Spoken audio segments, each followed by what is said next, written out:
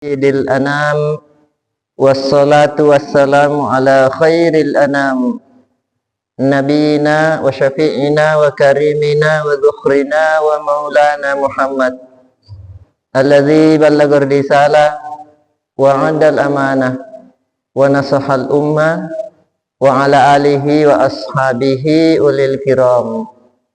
Amma ba'd, faqad qala Allah ta'ala fil Qur'anil Karim wa huwa asdaqul qailin. A'udzu billahi minasy syaithanir rajim.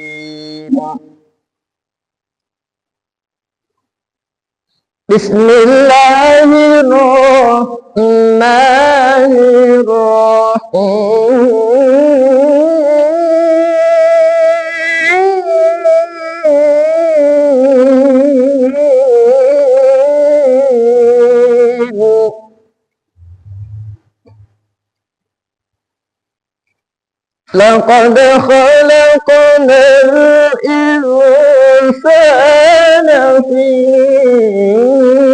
ahsani taqwim.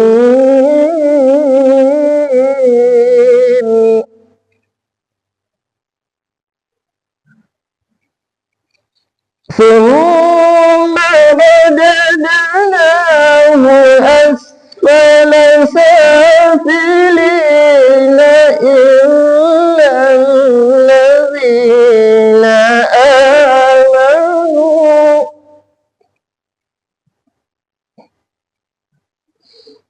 illa alladhina amanu wa 'amilus solihati falahum ajrun ghairu mamnun.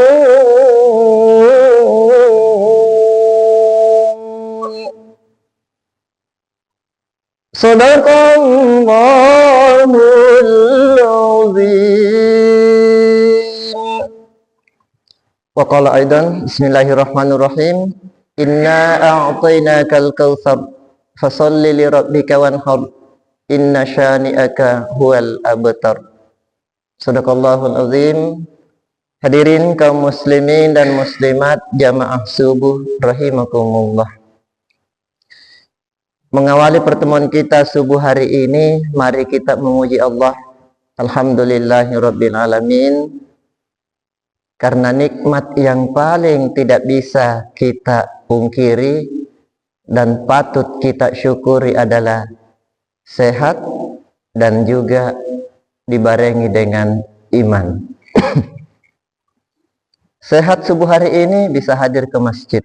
Banyak yang sehat tapi tidak hadir ke masjid.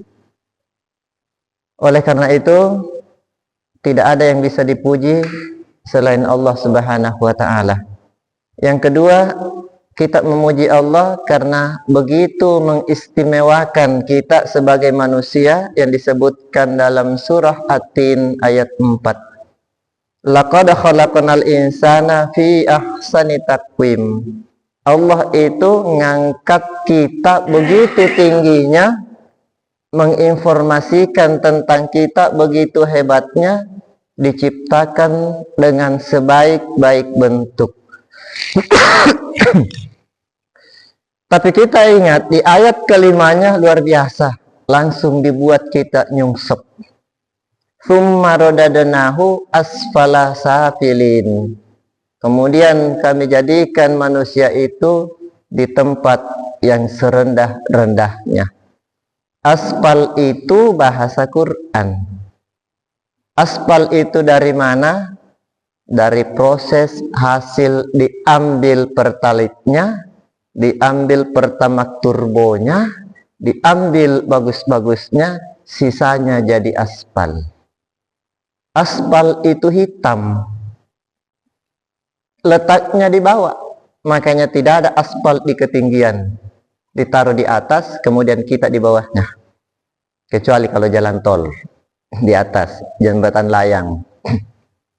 Tapi intinya adalah meskipun kita ada di flyover, tetap saja aspal itu diinjak, dilindas oleh semua yang lewat.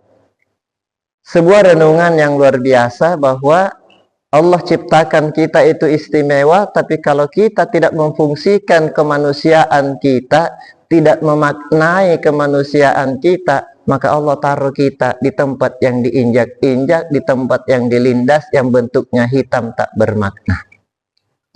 Hadirin sekalian, oleh karena itu ada pengecualian, illal ladzina amanu wa amilus solihat, kecuali orang yang beriman dan beramal soleh. Jadi sederhana saja supaya kita tidak jadi aspal, ditaruh di bawah. Jadi orang yang beriman dan beramal soleh. Sekedar beriman tanpa amal soleh belum cukup. Amal soleh tapi belum beriman juga belum cukup. Makanya Allah itu selalu nyandingkan melaksanakan beriman dan melaksanakan amal soleh. Ketika Allah menyebutkan amanu, pasti diikuti wa amilus solihat. Ketika menyebutkan solat, pasti lanjutannya wa atuz zakah. Ini terkait dengan hablum minallah dan hablum minan nas. Jadi Allah itu pengen kita dekat dengannya, menyadari kedekatan kita dengan Allah. Tapi setelah dekatnya kepada Allah, justru bukti dekat itu bagaimana kita kepada manusia. Maka subuh hari ini kita akan membicarakan makna berkurban itu terhadap kemanusiaan. Ternyata hewan yang dipotong, tapi kaitannya dengan berbuat baik pada manusia. Ini indah sekali. Bapak dan Ibu sekalian, kita bersyukur hidup di saat sekarang ini, di mana derajat kemanusiaan itu benar-benar sudah terangkat. Dulu, tahun 58, kita mengenal bahwa orang barat itu kulit putih itu mengaku bahwa manusia sejati hanyalah mereka. Orang-orang yang berkulit hitam itu adalah evolusi dari kera. Makanya di Belgia, tahun 1958, dibuat sebuah kebun bentuknya seperti kebun binatang. Tapi isinya adalah manusia, yang dikenal dengan human zoo.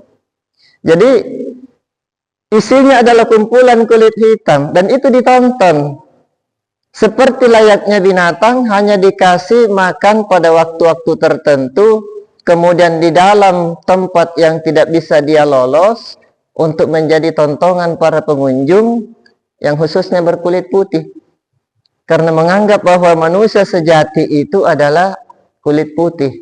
Maka semua kulit hitam itu semakin hitam, semakin ditangkap. Kenapa? Karena itu hasil evolusi dari kera. Tahun 58 di Belgia. Maka kita bersyukur Indonesia tidak mengenal itu, apalagi Muslim. Karena Muslim mengakui bahwa siapapun kita itu tidak dilihat dari warna kulit. Yang utama bagi kita adalah inna akramakum indallahi atqakum. Yang paling mulia di sisi Allah itu bukan karena kulitnya putih, bukan karena berat badannya melebihi yang lain, bukan karena sehatnya, tapi yang menentukan adalah takwanya seperti apa. Mau kulitnya ireng, mau bentuknya seperti apa, mau sakit-sakitan, yang penting dia itu adalah beriman, maka itulah yang paling mulia di hadapan Allah. Nah, makanya Allah itu innallaha la yanzuru ila suwarikum wa amwalikum. Allah itu tidak memandang rupamu dan hartamu, walakin yanzuru ila qulubikum wa a'malikum. Tapi Allah itu memandang hati dan perbuatan. Maka meskipun kulitnya hitam, bernama Bilal, justru terompahnya kedengaran di surga. Kenapa? Karena dia diangkat derajatnya menjadi mulia oleh Allah. Dan manusia juga diciptakan, ya ayuhan nasu inna khalaqnakum min dzakari wa untha wa ja'alnakum syu'uban wa qabaila lita'arafu. Ternyata Allah menciptakan kita dari laki-laki dan perempuan, bersuku-suku, berbangsa-bangsa, tujuannya cuma satu, lita'arafu, Pengertian secara umumnya lita'arafu itu adalah saling kenal mengenal. Tapi apakah sebatas saling kenal mengenal begitu saja? Ternyata itu dari kata arafa. Dari kata arafa ya'rifu lita'arafu, berarti pengenalan secara ma'rifat. Artinya pengenalan secara mendalam terkait dengan manusia itu sendiri, sifatnya seperti apa, bukan hanya sekedar kenal wajah, tapi kita kenal watak dan seterusnya. Maka karena kita mengenal dia, maka kita pun tahu bahwa sifat terbaiknya manusia itu adalah menjadi khalifah di muka bumi. Khalifah itu berarti pengganti. Pengganti itu berarti mewakili. Maka khalifah di muka bumi, siapa yang diwakili manusia? Yaitu Allah. Maka sifatnya Allah harus dibawa oleh manusia ketika berada di muka bumi. Maka sifat-sifat yang jelek itu, sifat-sifat yang kurang bagus itu kan bukan sifatnya Allah.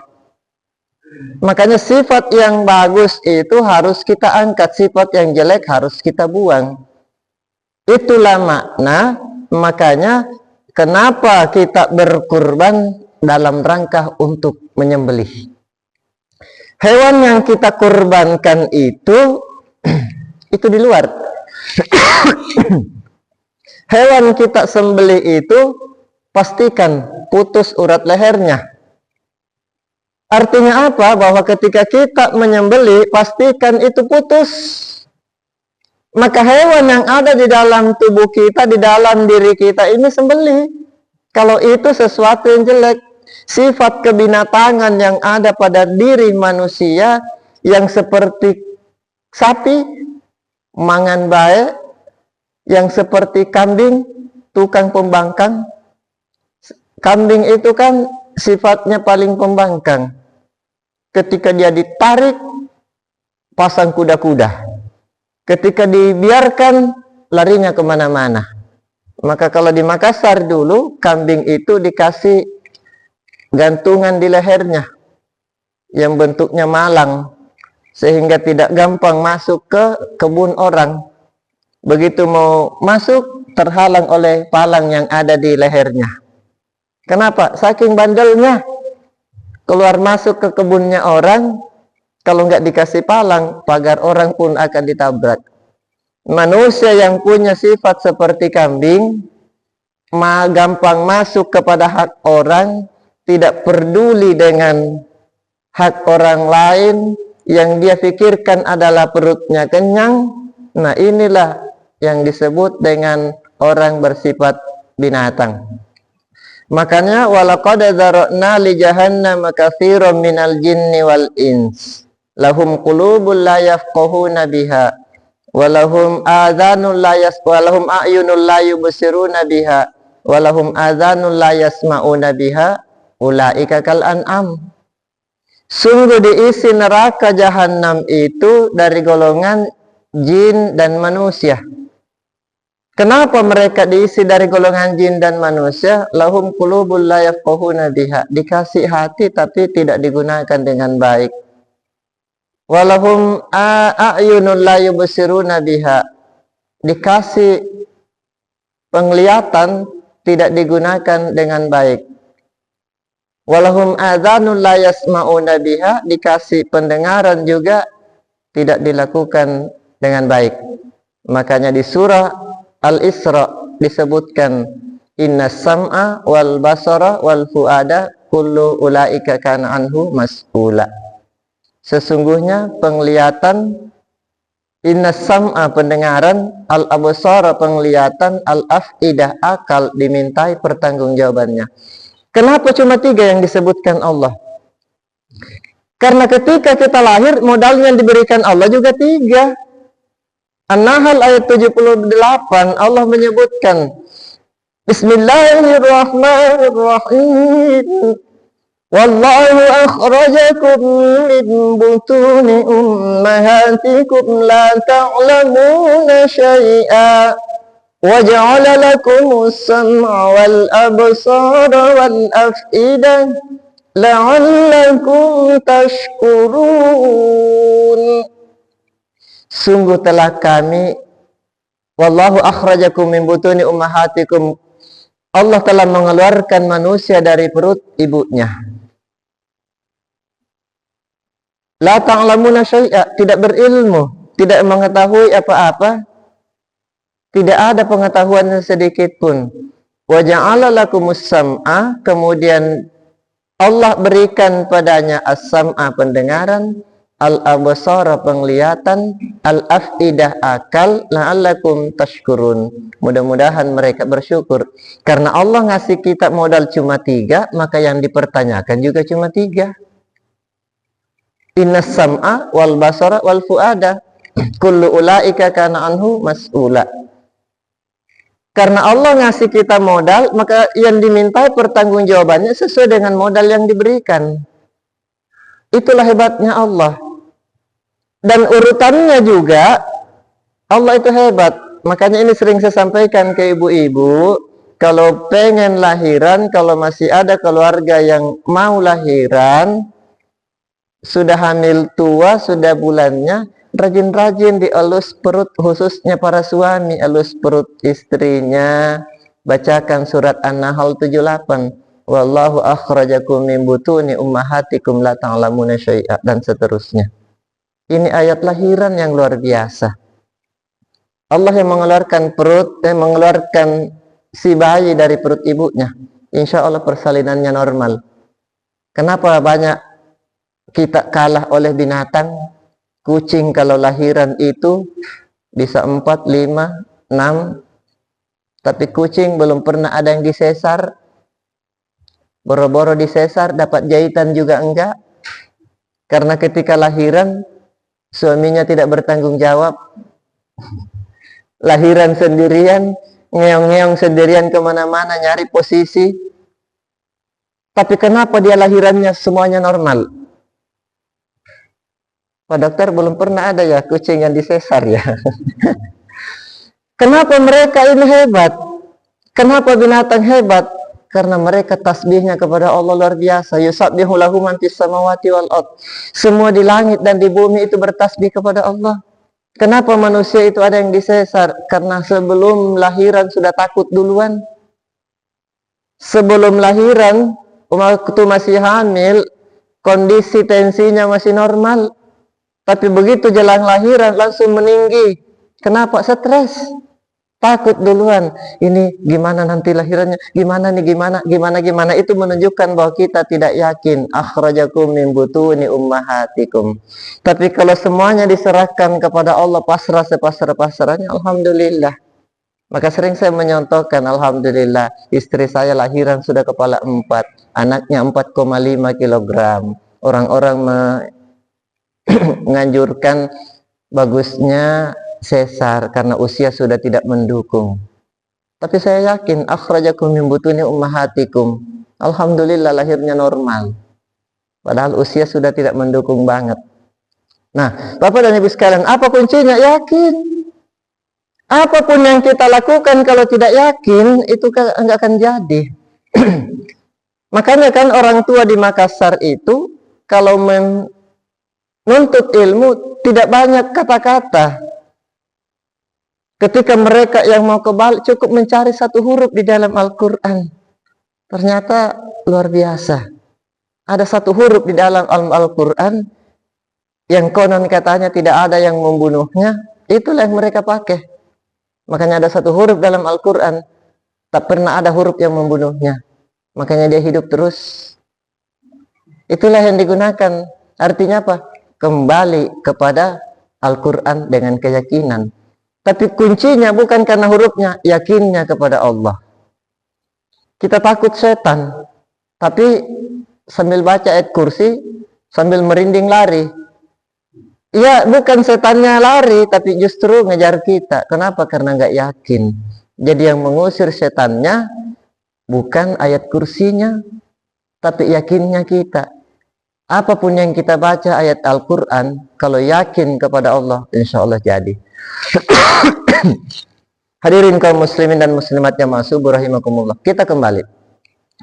Karena Allah ini sudah mengingatkan kita dalam surat At-Tin ayat 4 sebagai penciptaan yang terbaik, maka di surat Al-Kautsar Allah pun sudah mengingatkan kita, inna a'tainakal kautsar, sesungguhnya kami telah memberikan kamu nikmat yang sangat banyak. Berarti kalau sudah disebutkan nikmat yang banyak, nggak usah dihitung lagi. Wa in ta'uddu nikmatallahi la tuhsuha.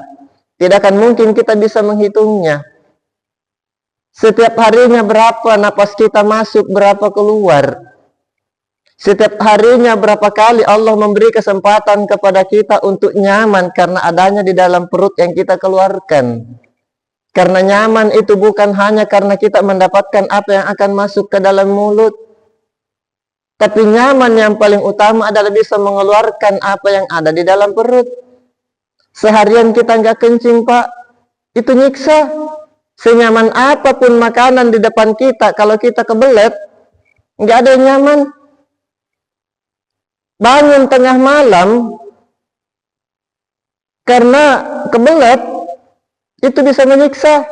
Dan bahkan ada tetangga saya, bangun tengah malam, ketika kita bangun harusnya tenang dulu. Untuk apa? Untuk membuat sirkulasi darah normal dulu. Jangan begitu bangun dari tempat tidur langsung lari. Kenapa? Sirkulasi darahnya belum stabil. Kemudian kata orang juga nyawanya belum rampung, langsung lari ke kamar mandi. Ternyata begitu lari ke kamar mandi, langsung terjatuh. Bangun-bangun ternyata di sekitarnya penuh dengan darah. Kenapa? Lari ke kamar mandi. Apa yang mengejarnya? Kebelet. Sehingga untuk duduk sejenak saja, konsentrasi, mengembalikan jiwanya, nggak ada waktu. Kenapa? Saking terkejarnya kita oleh sebuah rasa yang ingin keluar dari dalam. Inilah makna daripada berkurban, bahwa sesuatu yang kita miliki itu menjadi nyaman kalau ada keinginan kita untuk mengeluarkannya. Kita habis makan sate, sayang kalau dikeluarin, biarin aja di dalam terus satenya ini. Setelah diolah oleh usus kita, biarin aja di dalam, begitu mau keluar tahan aja. Itu nyiksa, Pak. Maka kalau Allah berikan kita nikmat dalam bentuk kemampuan untuk berkurban, jangan tahan, itu nyiksa. Makanya berkurban itu apakah cukup sekali? Enggak. Rasul itu mensunahkan kita berkurban tiap tahun sepanjang kita mampu. Makanya untuk bisa menjadi mampu, bulatkan tekadnya, niatnya. Yang kedua, mau. Karena banyak orang mampu tapi tidak mau. Makanya mampu dengan mau itu harus beriringan. Ada juga orang yang mau tapi nggak mampu. Makanya ketika kita mampu berkurban, ketika kita bisa berkurban, alhamdulillah, berarti kita ada kemampuan dan ada kemauan. Karena yang berat itu bisikan dari dalam.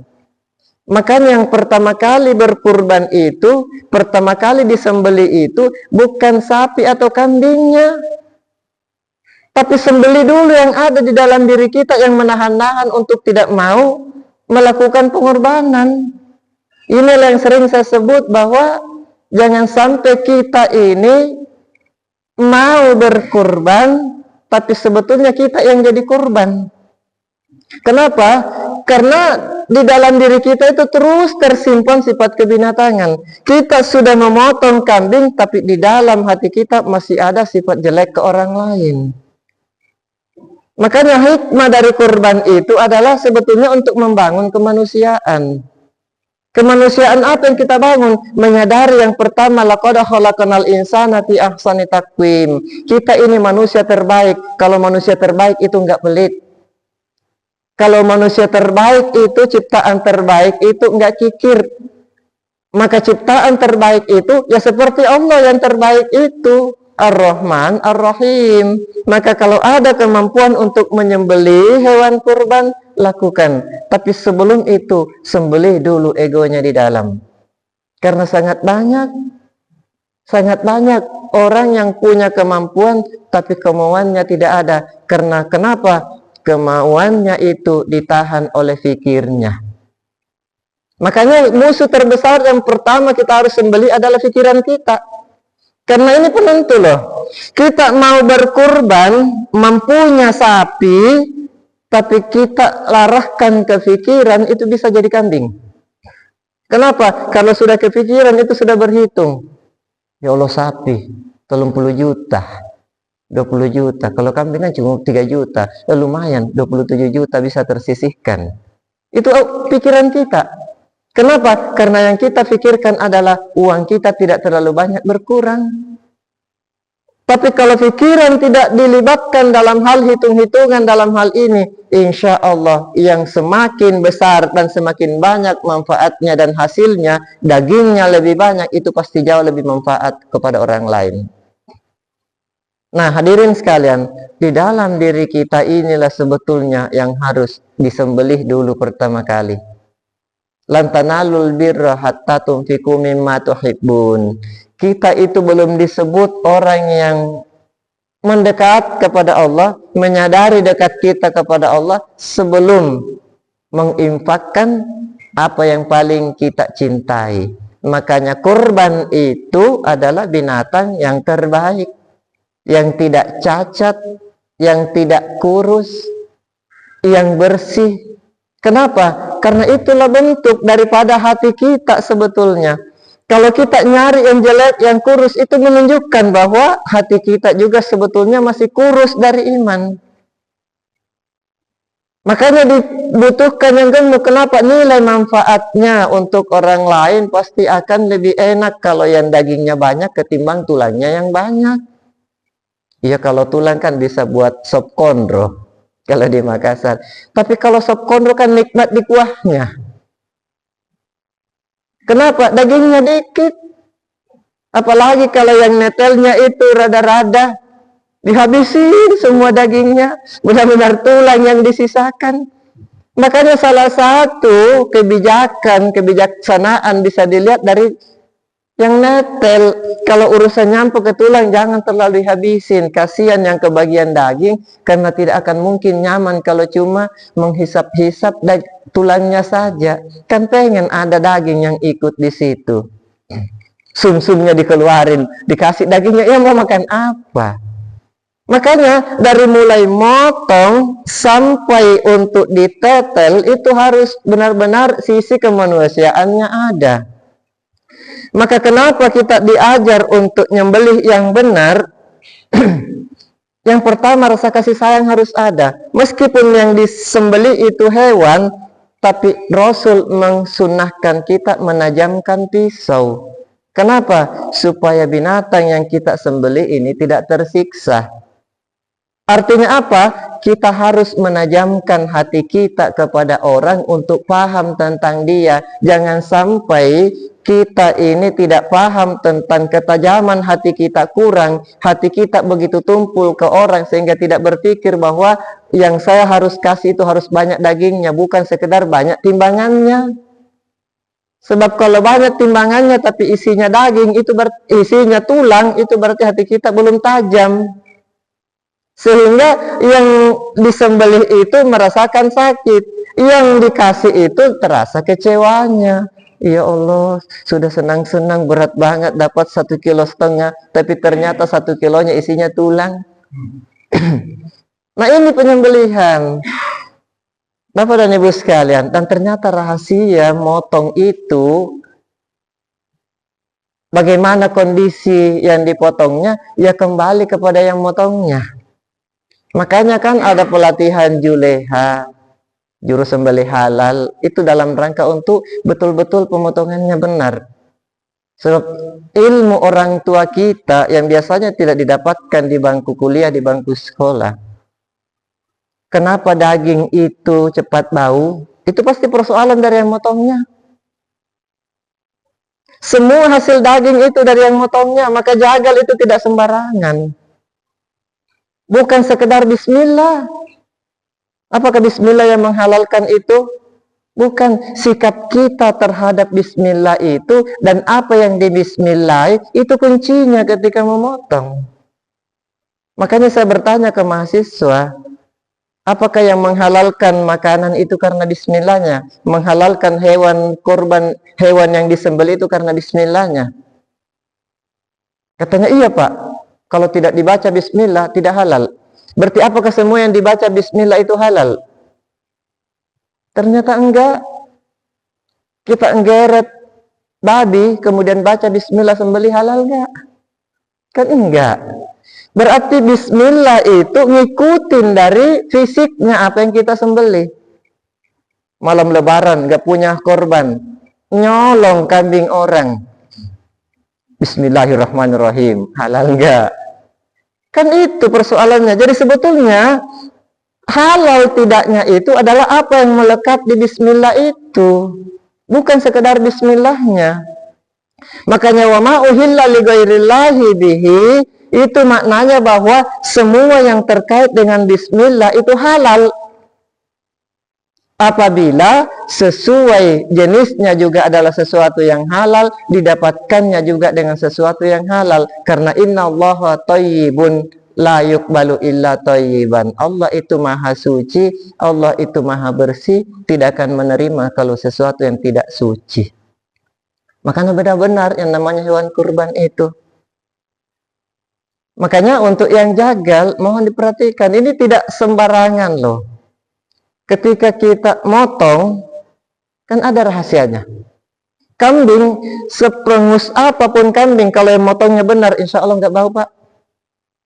Tapi kita bisa ngecek, ini potongannya ini beres, kambingnya dipertanyakan, nyampe rumah bisa dibuktikan. Susah dicari Pak, ini kambing apa sapi ya? Kenapa? Nggak ada baunya. Nah, ilmu orang tua kita itu kembali kepada olah nafas. Makanya kan kita itu diajar olah nafas. Untuk apa nafas? Itu nafas kita masuk, nafas kita keluar, itu kan zikir kepada Allah. Itu menunjukkan bahwa kita ini hidup. Kenapa? Karena bernafas. Orang yang tidak bernafas itu pasti nggak hidup lagi. Berarti adanya bau itu karena kita hidup. Nah, kapan sesuatu itu tidak bau? Kapan kita merasakan bau? Kalau kita tarik nafas. Kapan sesuatu itu tidak kita cium baunya? Kalau kita tahan nafas. Makanya kalau pengen sembelihannya tidak bau, jangan sembelih sambil bernafas. Silahkan dicoba Pak. Tahan nafasnya. Insya Allah nggak perengus itu bau, nggak bau. Kalaupun ada baunya dikit. Nah, sambil zikir kepada Allah. Bismillahirrahmanirrahim.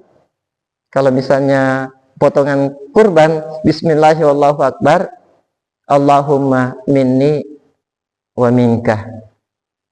Ini adalah dari kami dan dari Allahumma, ya Allah, ini darimu dan untuk umat Muhammad. Nah, jadi dari kami dan kami berkorban untukmu ya Allah. Nah, artinya apa? Hadirin sekalian, dalam rangka supaya yang nerima juga nyaman. Kalau tidak terlalu bau, kan banyak orang yang tidak mau makan kambing itu karena nggak kuat baunya. Maka kita pemotong itu, jagal itu tugasnya adalah jangan ikutkan baunya. Yang kedua, supaya tidak gampang bau dagingnya, orang tua kita ngajarin, kalau motong jangan sejajar ini ke leher yang akan disembelih. Berarti betapa ini secara hakikat mungkin ya, karena secara syariatnya sih kita susah buktikan. Nah, jadi jangan sejajar antara kemaluan dengan apa yang akan disembelih, leher yang akan disembelih. Jangan sejajar antara farji kita ini dengan apa yang akan disembelih, tapi miringkan, insya Allah tidak akan cepat bau dagingnya. Nah, kan ada kan daging belum sehari udah penuh dengan lalat, tiba-tiba udah bau banget. Itu karena proses motongnya nggak beres. Jadi bukan sekedar doa ketika kita, tapi syaratnya yang harus kita ikuti. Nah, hadirin sekalian, kembali kepada persoalan tadi, sisi kemanusiaannya. Nah, makanya ketika kita melakukan kurban, di mana sisi kemanusiaannya adalah untuk berbagi. Makanya hewan kurban itu oleh Nabi dibagi menjadi 3. Sepertiga untuk yang berkurban, sepertiga untuk keluarga, kerabat yang berkurban, sepertiganya untuk dibagikan kepada fakir dan miskin atau yang membutuhkan.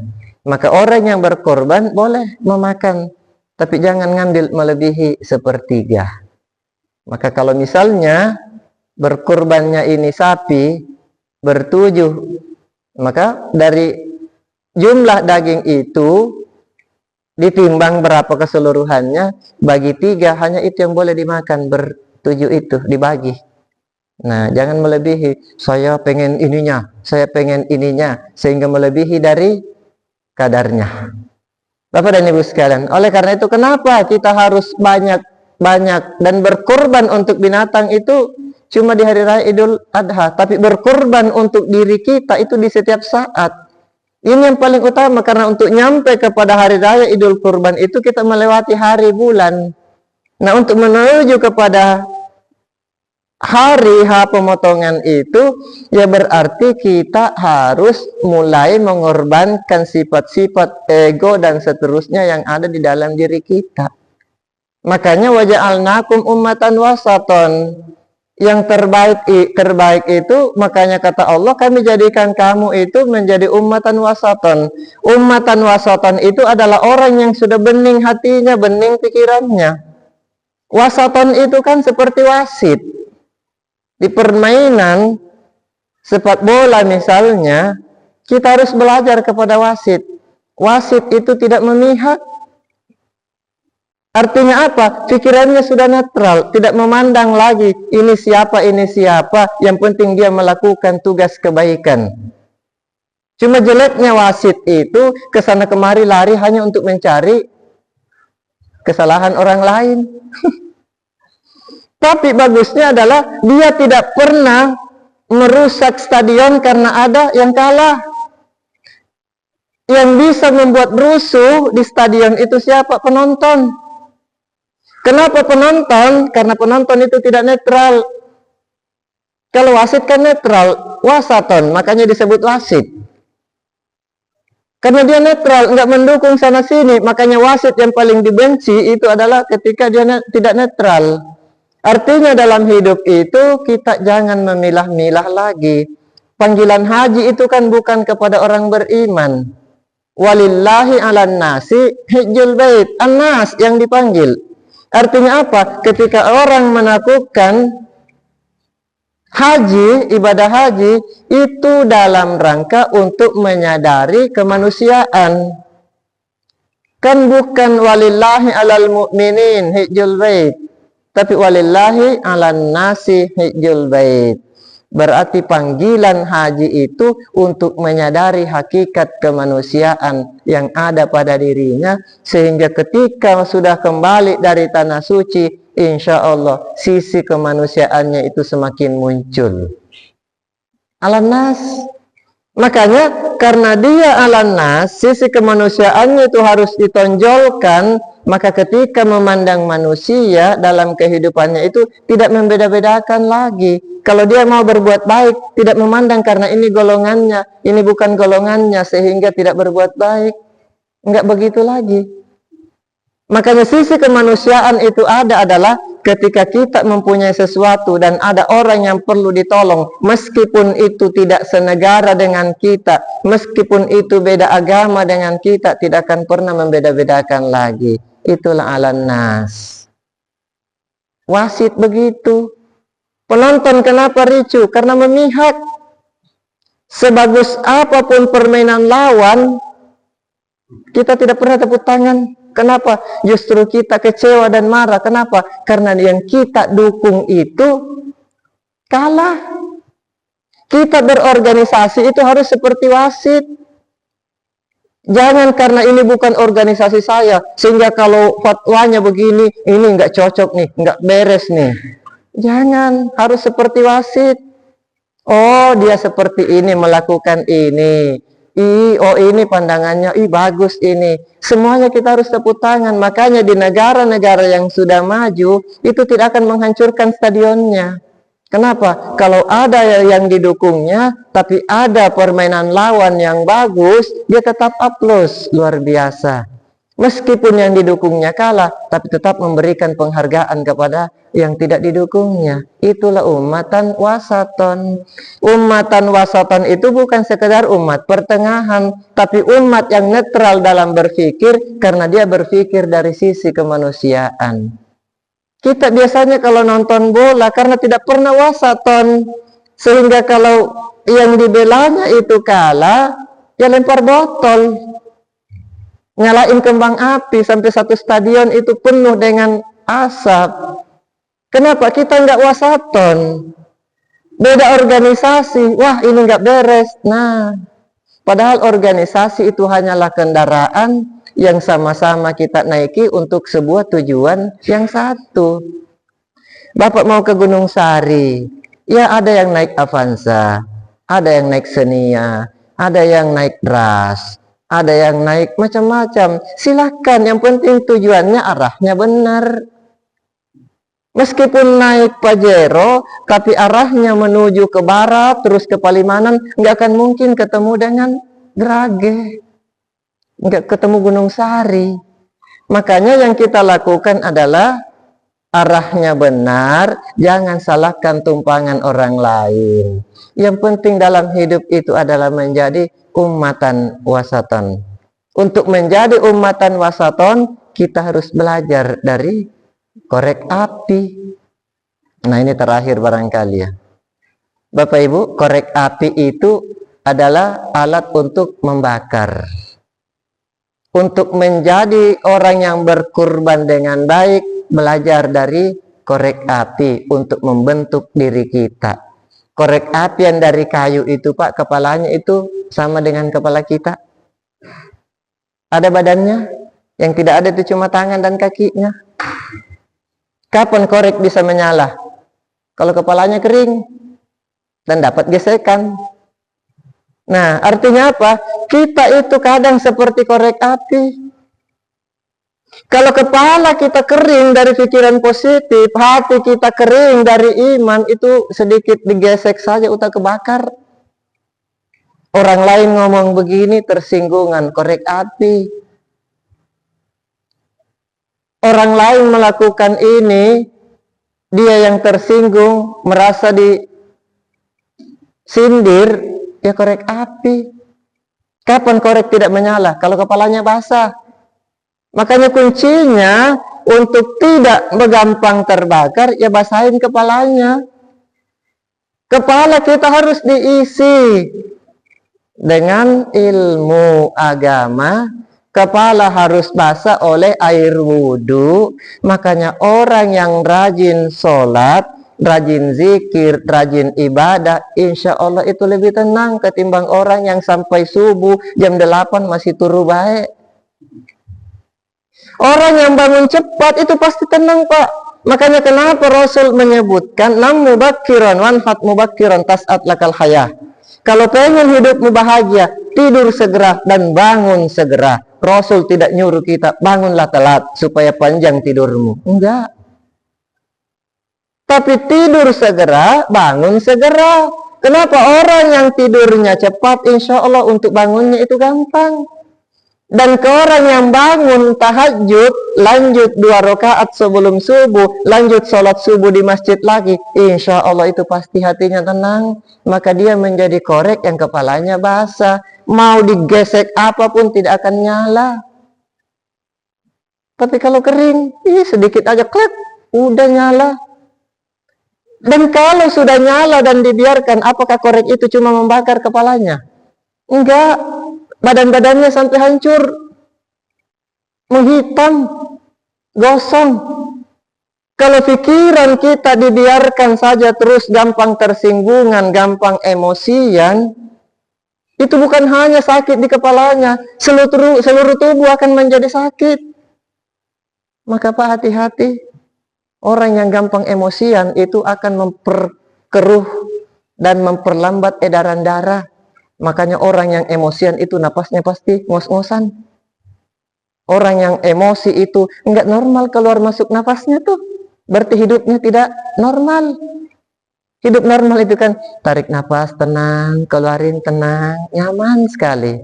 Kenapa? Karena hati tenang. Tapi kalau lagi emosi, apa sih? Itu emosi. Nah, kenapa bisa begitu? Karena kondisi darah di dalam tubuh tidak stabil. Pompa jantung itu tidak stabil. Bisanya stabil kan pompa jantungnya normal. Maka orang yang emosian itu jantungnya sudah bermasalah. Maka pasti efeknya akan membawa penyakit macam-macam ke seluruh tubuh. Maka korek itu kalau dibiarkan terus kepalanya nyala, sampai megang koreknya juga pun akan kebakar kok. Semua di dekatnya akan ikut dibakar. Makanya orang yang marah itu pasti terus pengen naik suaranya, pengen berdiri terus untuk menghancurkan. Kenapa? Api itu mau ditungging apapun koreknya, apinya tetap naik. Maka orang yang emosi itu nggak pernah rendah suaranya. Apa sih itu? Nah, itu tinggi. Padahal yang dimarahin cuma 1 meter di depannya. Harusnya kan, apa sih kamu itu? Nah, tapi nggak ada orang yang marah suaranya lembut, nggak ada. Kenapa? Karena dia dalam kondisi api. Makanya supaya apinya itu tidak terus merembet kemana-mana, ya ditiup. Tapi kalau sudah membakar, kemudian ditiup, justru nyala. Maka sebelum membakar itu tiup dulu di koreknya. Oh, sebelum membakar orang lain, tiup dulu pada diri kita. Kalau sudah membakar kemana-mana, mau ditiup apapun, sudah menyebar kemana-mana tentang aib kita dan seterusnya. Semakin berkobar. Meskipun setengah mati kita tiup. Nah, makanya bagaimana cara meniupnya? Yang salah itu adalah ketika apinya di dalam, kita niupnya keluar. Itu persoalannya. Makanya orang emosi, kenapa tidak cepat berhenti? Karena niup keluar terus. Kalau apinya dikorek, itu ditiupnya keluar, mati. Tapi kalau apinya di dalam, niupnya keluar, nggak akan mati-mati. Kenapa? Yang di dalam hidup kok. Kenapa niupnya keluar? Apa artinya? Emosi muncak marah di dalam, tapi nyerocos terus keluar. Ini kan anginnya keluar. Omongannya terlalu menyelekit terus kok. Makanya kalau lagi apinya di dalam, ini jangan ngomong, diam aja.